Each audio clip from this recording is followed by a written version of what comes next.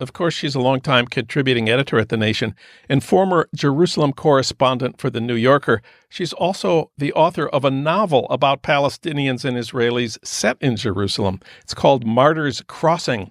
The New York Times reviewer called it sophisticated, suspenseful, and tautly written. Amy, welcome back. Thanks, John. Remind us what happened on Monday in Jerusalem and Gaza. Well, the Americans moved their embassy from Tel Aviv to Jerusalem, and the Israeli Defense Forces killed more than 60 Palestinian protesters. That's like the very bland version of the news. Moving the American embassy to Jerusalem, the dedication was like a festival of religion and American politics, it seemed to me. Yeah, well, the president didn't go. One wonders why. Possibly he doesn't like angry Palestinian protesters. Yeah. So he sent his Jewish relatives into the fray, Ivanka Trump and her husband, Jared Kushner. As Stephen Colbert calls them, Peace Treaty Barbie and Collusion Ken. Oh, and Ivanka unveiled, as if it were a headstone at a cemetery, she unveiled the plaque dedicating the Jerusalem American Embassy. Which has her father's name. Has her father's name prominently figured. The audience included leaders of the Jewish right in America. Yeah, figuring largely among them was Sheldon Adelson, the Vegas mogul who's been a huge Trump supporter and really is, to my mind, single-handedly responsible for this grotesque change in U.S. policy. He's a giant contributor to the super PACs that funded Trump's election. He supports conservative super PACs both in the Congress and the Senate. And I don't mean to the tune of $1 million. I mean to the tune of $20 and $25 million for each of these super PACs. Essentially, folks, he's running your government. You could even say that there was a quid pro quo for this embassy. I'll give you $25 million. You move the embassy. He has offered also to fund construction of the new embassy because the embassy that you saw on television is just a temporary thing. They're going to build a huge American defended embassy there. And Sheldon Adelson has offered to contribute to that construction, which will be the first time a private person has ever contributed money to a U.S. government construction project if it is allowed to go through. So this is his baby, and Trump has done his bidding. I think we need a little history. 7 presidents have refused pressure to move the American embassy from Tel Aviv to Jerusalem. Why is that? Because Jerusalem is a contested city. There are many contested places in the world. Jerusalem is probably the prime contested city in the world. The Palestinians claim it as theirs. The Muslims claim it as one of their holy cities. Of course, the Jews claim it as one of their holy cities, but the hard right of Israel claims it as the unified and indisputable capital of Israel. So that's why the right in Israel has always wanted the Americans to cave and move that embassy to Jerusalem. But the American presidents until now have understood that peace is absolutely impossible between the Palestinians and the Israelis if the Americans basically de facto declare Jerusalem to belong to Israel entirely.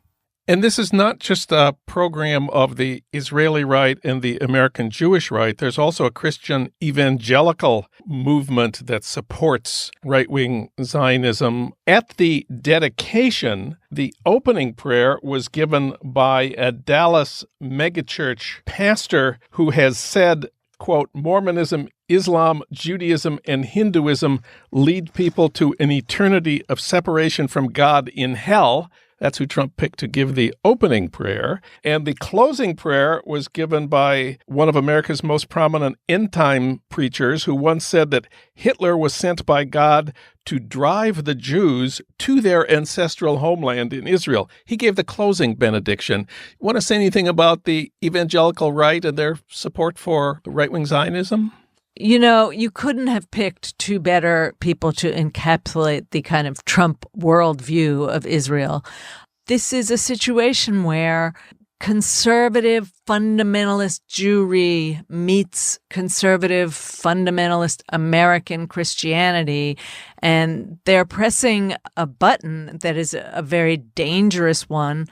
In Israel, I mean, this is absolutely, you can't deny that this is provocative.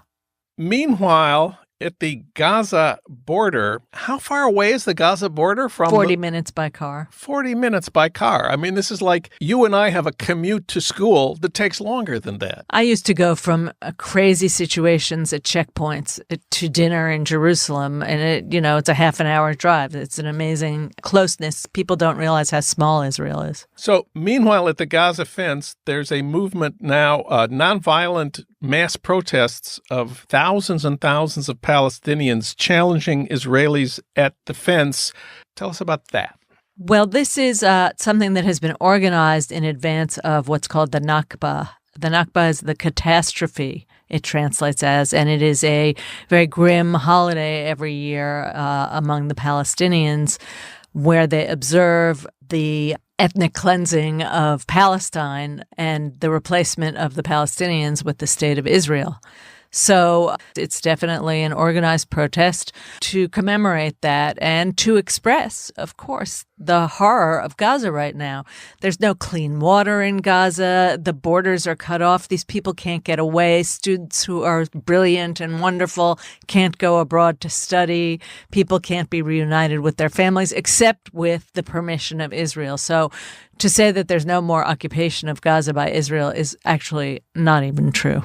I said this was a nonviolent mass protest. The Israelis say that their use of gunfire, snipers, machine guns is justified because these were not nonviolent protests. What exactly were the tactics? Were there guns? Did the Palestinians come to the border with guns? Of course, the Palestinians didn't have any guns. The Palestinians almost never have a gun. There are no guns on the Palestinian side. Where would they get guns? Import them through Israel? I don't think so. The Palestinians are, though, very angry. There are many, many of them, which is a reason to freak out a little bit if you're the Israeli Defense Forces, but not a reason to shoot into a crowd. And they've been throwing some rocks, and they have sent, it's just a beautiful, weird thing that they do, sending these incendiary kites into Israel. So these beautiful childish things, but with some flaming gas tails on them that can start fires, which they sometimes do and sometimes don't. These don't seem to me to be reasons to use machine guns and snipers on a crowd. And throwing stones at the IDF, Israeli Defense Forces, it's a very symbolic thing. Can I mention the names of David and Goliath? Yeah, David and Goliath, it's something that the Israelis always talk about, how they are Goliath, and these are not obviously the right-wing Netanyahu people, but that how Israel is Goliath and the Palestinians are like David, and the Palestinians are also well aware of the biblical symbolism, and the slingshot has always been the favorite weapon of the Palestinian protesters, and they wield it, and then the Israelis return, unlike Goliath, with gunfire. If only Goliath had had gunfire, he would have won the battle against David. So meanwhile, at the American embassy in Jerusalem, Jared Kushner gave a speech saying, quote, "Peace is within reach," close quote. What's your assessment of the accuracy of Jared's remarks? What can he possibly mean by peace? One of the things about any embassy being moved to Jerusalem was it was always contingent throughout the Oslo peace talks and all the attempts at peace accords. It was always contingent on there being a Palestinian state there. The Trump family, the Trump presidency, Jared Kushner, and Sheldon Adelson have together taken away that prize that could have been awarded for peace. They've taken away one of the many carrots to be given for peace talks between the two enemies. And Netanyahu, in his speech, did not say peace is in the future. He said this is a great day for Israel. He's not thinking about peace with the Palestinians. He doesn't care. They can starve to death in Gaza for all he cares. Any last thoughts on the events of Monday? Well, one thing to think about is how it's in the Trumpian tradition, this particular event. He's pulled out of Paris. He's pulled out of the Iranian Accord. He's now moved the embassy. He does not have respect for global agreements and norms. And so what he's really doing here is making America not great. He's making America less powerful, less meaningful of a global player, showing our immature and unserious side, showing a total disrespect for American historic policy, and just putting us out of the game, except for we are still a giant superpower. So when you're the bully on the playground, people still have to pay attention to you, still have to deal with your behavior, even though you're an idiot.